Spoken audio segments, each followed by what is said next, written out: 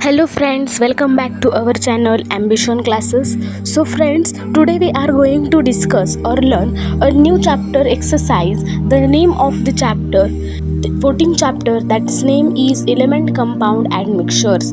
तर मित्रांनो मैत्रिणींनो, आज आपण इयत्ता 7वीचा 14व्या चॅप्टरचा एक्सरसाइज म्हणजेच प्रश्नोत्तर पाहणार आहोत. तर 14व्या चॅप्टरचं नाव आहे एलिमेंट्स कंपाऊंड आणि मिक्सचर. तर गाईज तुम्हाला माहीतच आहे आपल्या चॅनलवरती वेगवेगळ्या प्रकारचे एक्सरसाइज अपलोड होतच असतात. जर तुम्हालाही आपल्या चॅनलवरील वेगवेगळे व्हिडिओज आवडत असतील तर आपल्या चॅनलला नक्की सबस्क्राईब करा, बेल आयकॉनला प्रेस करून ठेवा आणि आपले व्हिडिओजला सुद्धा लाईक करायला विसरू नका. तर चला मग सुरुवात करूयात आपल्या नवीन एक्सरसाइजला.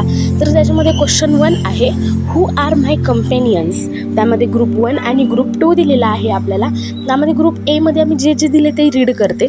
पहिलं आहे स्टेनलेस स्टील, सिल्वर, बाजिनी mixture for milling, salt, coal आणि हायड्रोजन. आता मी तुम्हाला याचे डायरेक्ट आन्सर्स सांगते ज्यामुळे तुमचं काम इझी होईल. पहिलं स्टेनलेस स्टीलचं आहे अलॉय, बी. दुसरं आहे सिल्वर, सिल्वरचं आहे मेटल. तिसरं आहे बाजिनी मिक्सचर ऑफ अ मिलिंग, त्याचं आहे मिक्सचर. चौथा आहे सॉल्ट, त्याचं आहे कंपाऊंड. आणि पाचवं आहे कोल, कोल आहे आपला नॉन मेटल. सहावं आहे हायड्रोजन आणि हायड्रोजन आहे आपला इलेमेंट. पुढे क्वेश्चन नंबर 2 आहे, write the names of element from the following symbols. आपल्याला वेगवेगळे सिम्बॉल्स दिलेले आहेत आणि त्याचे नेम्स लिहायचे आहेत. पहिला आहे झेडएन, झेडएन आहे आपला झिंक.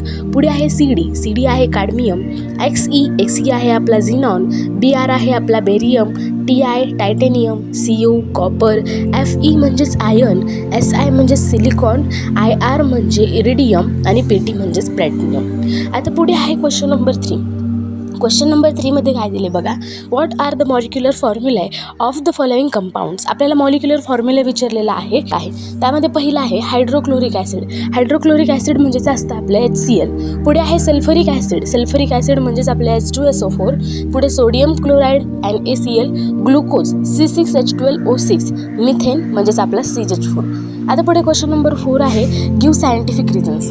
त्यामध्ये first, buttermilk is churn to get butter. म्हणजे बटरमिल्कला आपण जर चर्न केलं, ढवळलं तर त्याच्यापासून बटर तयार होतं. तर त्याचं गिव्ह रिझन विचारलेलं आहे बघा. Buttermilk has 2 components, water and fat किंवा क्रीम. बटर, आपलं जे बटरमिल्क आहे त्याच्यामध्ये 2 कंपोनंट्स असतात. पहिलं म्हणजे फॅट क्रीम किंवा दुसरं असतं water. Churning helps in the separation of this 2 compounds. Churning केल्यामुळे म्हणजे ढवळल्यामुळे हे 2 कंपाऊंड्स वेगळे होण्यासाठी मदत होते. The fat cream collect on the top as a result of a churning while the remaining part is left behind as a liquid. पुढे B आहे, in a chromatography the integrant of a mixture rise up to the limited height, water rises up to the upper end of the paper. चा answer बघा काय, chromatography is a separation technique used to separate the different components in the liquid mixture. Separation of a substance by chromatography is based on 2 properties of the substance. आता जी आपली chromatography आहे ही technique 2 पदार्थ separate करण्यासाठी use केली जाते. ते 2 पदार्थ हे स्पेशली लिक्विड असतात आणि त्याच्यामध्ये आता 2 प्रॉपर्टीज यूज केल्या जातात. पहिली आहे solubility of the substance in a solvent that makes up. पहिलं सोल्युबिलिटी काय आहे ते चेक केलं जातं आणि सोल्वंट काय आहे चेक केलं जातं. Ability of the substance to stick the stationary filter paper. आणि दुसरं असतं ॲबिलिटी, तसंच जो आपला फिल्टर पेपर आहे त्याच्यावरती त्याची ॲबिलिटी आहे का चिटकण्याची हे चेक केलं जातं. These properties are different for different substances and are mutually opposite to each other. या प्रॉपर्टीज प्रत्येक सबस्टन्ससाठी वेगवेगळ्या असतात, कधी कधी ऑपोजिटही असतात.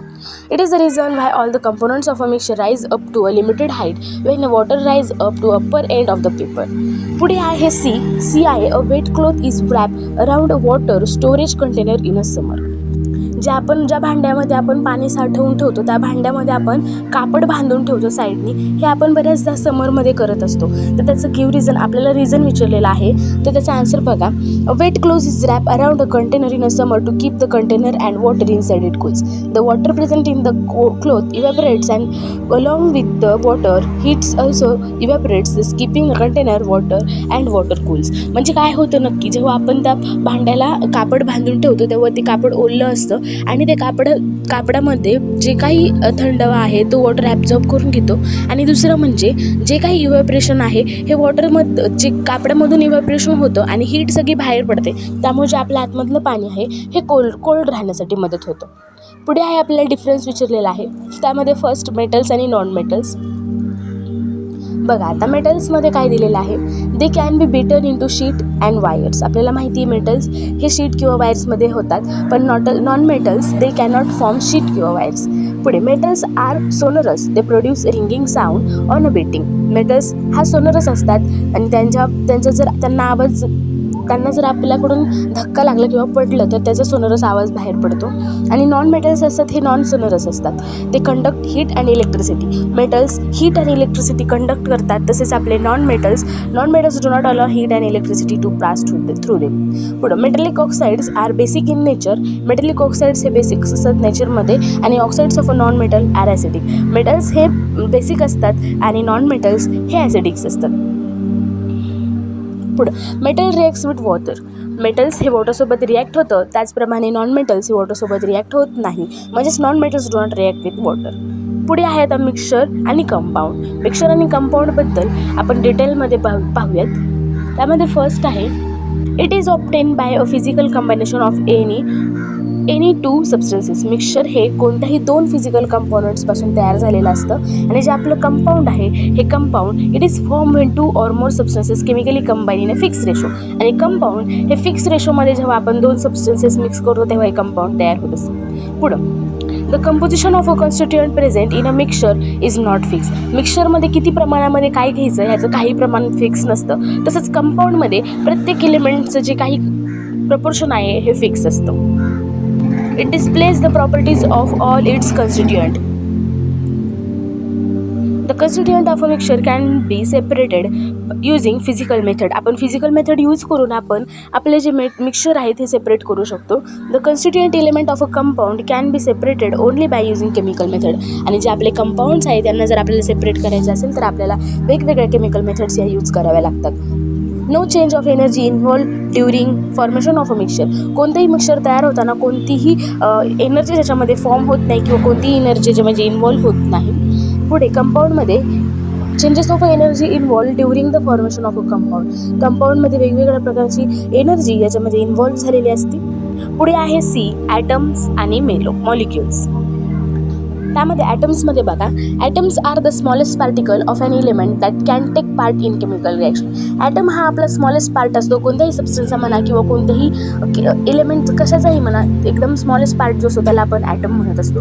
आणि मॉलिक्यूल काय असतो मग, molecule are the smallest part of an element or compound which exist independently. Molecule हा सुद्धा एक स्मॉलेस्ट पार्ट असतो, पण हा इंडिपेंडेंटली राहत असतो, तो एक सेपरेट तो कोणाच्यामध्ये जात नाही. पुढे atoms, they do not break during chemical reaction. कितीही केमिकल रिॲक्शन झालं तरी ॲटमचं ब्रेकडाऊन होत नाही, पण molecules they break up during chemical reaction. Chemical reaction झाली की मॉलिक्युल्सचं ब्रेकडाऊन होतं. पुढे they may or may not exist in free state.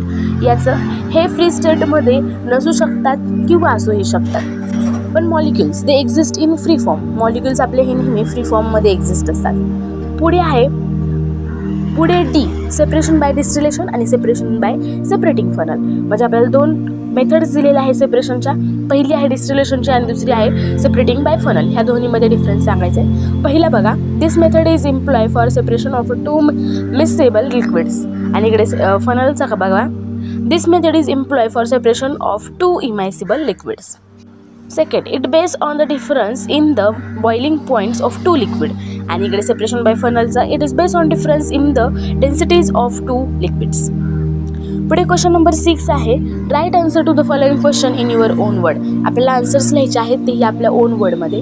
त्यामध्ये फर्स्ट आहे, how are the compounds of a mixture separated by simple method. Simple method use करून आपण कसे कंपाऊंड सेपरेट करू शकतो. त्यामध्ये पहिले आहे, आपण वेगवेगळ्या मेथड्स शिकलेलो आहोत. आता फर्स्ट बघा, distillation. Distillation and separation funnel are use in separating of liquid mixtures. जे लिक्विड मिक्सचर असतात त्यांना सेपरेट करण्यासाठी आपण डिस्टिलेशन मेथड यूज करतो. पुढे separating funnel, separation using separating funnel is use in case of a immiscible liquid. जे immiscible liquids असतात त्यांना सेपरेट करण्यासाठी आपण फनलचा यूज करतो. Chromatography, it can be use to separate the colour compound of a mixture on the basis of a difference in a speed of the components of chromatography paper when dissolve in the same solvent. जेव्हा आपण क्रोमॅटोग्राफीचा use आपण colour separation करण्यासाठी करत असतो. पुढे centrifugation is the process where a mixture is separated through spinning. Spinning करू म्हणजे गोल गोल फिरवून आपण ज्या प्रोसेस करत असतो आणि त्यामधून जे सेपरेशन होतं त्याला म्हणतात सेंट्रिफिकेशन. पुढे बी आहे, विच एलिमेंट्स किंवा metal and non metals, compounds and mixture do we use in our day to day life. आपण वेगवेगळ्या प्रकारचे डे टू डे लाईफमध्ये कंपाऊंड मिक्सचर यूज करत असतो. जसं की त्याचे एक्झाम्पल्स बघा. Examples of a mixture we use in our day to day life are lemon and water, sugar and milk, salt and water, cereals and milk, cement, air etcetera. आणि examples of compound we use in our daily life are, वेगवेगळ्या compounds use करतो आपण जे आहेत salt, sugar, baking powder, vinegar, ethanol etcetera. आणि examples of element we use in our daily life are aluminium, copper, iron, silver, gold etcetera. पुढे आहे C, in everyday life where and for what purpose do we use centrifugation. आपण रोजच्या जीवनामध्ये सेंट्रिफिकेशन method कुठे कुठे use करतो तर बघा, फर्स्ट आहे drying of wet clothes in a spin tub of washing machine. Washing मशीनमध्ये आपण स्पिन टबमध्ये क्लोथ्स ड्राय करतो तेव्हा ह्या सेंट्रिफिकेशनचा यूज होतो. पुढे extraction of a DNA for forensic and experimental purpose. जेव्हा आपल्याला DNAचा एक्स्ट्रॅक्शन करायचं असतं, DNA सेपरेट करायचे असतात तेव्हा आपण या सेंट्रिफिकेशन मेथडचा यूज करतो. Separation of a blood components in medical science. Medical सायन्समध्ये जर आपल्या ब्लडमधले वेगवेगळे कंपोनंट्स वेगळे करायचे असतील तर आपण त्याचा सेंट्रिफिकेशन मेथडचा यूज करतो. Working of roller coaster in amusement park. Removing water from wet lettuce in salad spinner. अशा प्रकारे वेगवेगळे यूज आपण करत असतो आपल्या डेली लाईफमध्ये ह्या सेंट्रिफिकेशन मेथडचा. पुढे आहे D, where are the methods of separation by distillation and bye separating funnels use आणि व्हाय. कुठे कुठे या डिस्टिलेशन आणि फनलच्या मेथड्स यूज केल्या जातात आणि का केल्या जातात हे विचारलेलं आहे आपल्याला. पुढे बघा, distillation and separating funnels are use in separation of a liquid mixture. जे लिक्विड मिक्सचर आहे हे सेपरेट करण्यासाठी आपण ह्या दोन मेथड्स वापरत असतो, हे तर आपल्याला माहीतच आहे. पुढे distillation is a method which is used for separating two miscible liquids. It is based on the difference in boiling point of two liquids. Distillation can either be simple or fractional. Simple distillation can be used for liquid which have huge difference in their boiling point, whereas a fractional distillation is used in case of a liquid which have close boiling point. Distillation can be used in a production of gasoline, distilled water, xylene, alcohol, paraffin, kerosene apart from separating mixtures. आता पुढे आहे separation using separating funnel is used in case of immiscible liquid. It is based on the difference in densities of the two liquids. It can be used in separation of oil from water etc. to oil from water, two different types of immiscible oils etc. आता पुढे आहे आपला last question म्हणजेच E, which precaution will you take while using the methods of distillation and separating by funnels. आता funnel आणि distillation ह्या दोन method use करत असताना आपण कोणत्या प्रिकॉशन्स घेतल्या पाहिजे. पहिल्यांदा तर आपण डिस्टिलेशन मेथड यूज करताना पहिली प्रिकॉशन घेतली पाहिजे ती म्हणजे the apparatus should be set in a proper manner with all the component fitted well. जे आपले ॲपरेटस आहेत, जे काय आपले इन्स्ट्रुमेंट्स आहेत त्यांना आपण व्यवस्थित सेट केलं पाहिजे. सेकंड आहे never hit the system that is totally close from the outside atmosphere to prevent explosion.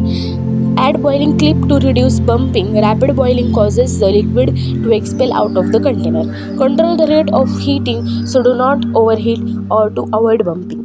पुढे आहे प्रिकॉशन्स ऑफ ज्या आपण फनलच्या मेथडमध्ये यूज करतो अशा प्रिकॉशन्स कोणत्या आहेत. The funnel should be tightly fix to the stand in a erect position. जे आपलं फनल आहे ह्याला टाईटली आणि सरळ सेट केलं पाहिजे.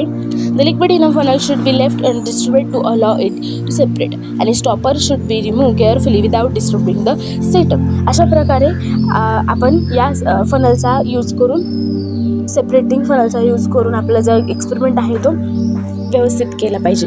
तर गाईज अशा प्रकारे इथे आपले क्वेश्चन 6च्या 6 सगळे कंप्लीट झालेले आहेत. तर अशा प्रकारे इथे आपला एक्सरसाइजही संपलेला आहे. जर तुम्हाला सगळे क्वेश्चन्स व्यवस्थित समजले असतील तर व्हिडिओला नक्कीच लाईक करा आणि जर तुम्हाला काही डाऊट राहिला असेल, कोणत्या क्वेश्चनचं काय समजलं नसेल तर तुम्ही मला कमेंटमध्ये नक्की विचारू शकता. मी नक्की तुम्हाला रिप्लाय करेल. अभ्यास करा. Stay tune, stay happy. Bye bye.